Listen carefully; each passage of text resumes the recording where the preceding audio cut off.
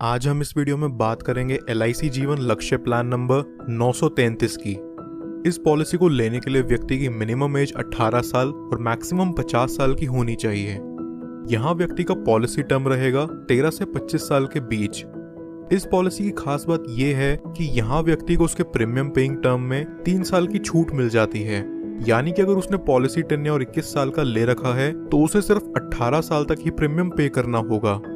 इस पॉलिसी में व्यक्ति कम से कम 1 लाख का मिनिमम सम एश्योर्ड करवा सकता है, जो कि बहुत ही अच्छी बात है उन लोगों के लिए जो ज्यादा सम एश्योर्ड करवाना अफोर्ड नहीं कर सकते। चलिए अब इसे एक एग्जाम्पल से समझते हैं। मान लीजिए कि एक व्यक्ति ये पॉलिसी लेता है।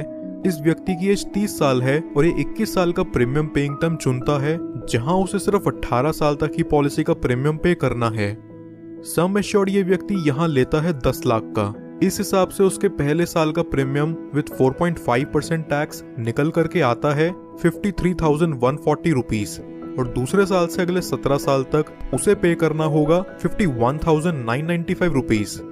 30 साल से लेके अगले 18 साल तक ये व्यक्ति यहाँ लगभग 9,37,054 रुपीज का प्रीमियम पे कर चुका होगा।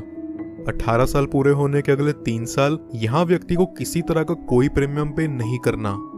फिर पॉलिसी के 21 साल पूरे होते ही इसकी मैच्योरिटी हो जाती है और व्यक्ति को लगभग 21,29,000 का रिटर्न अमाउंट दे दिया जाता है।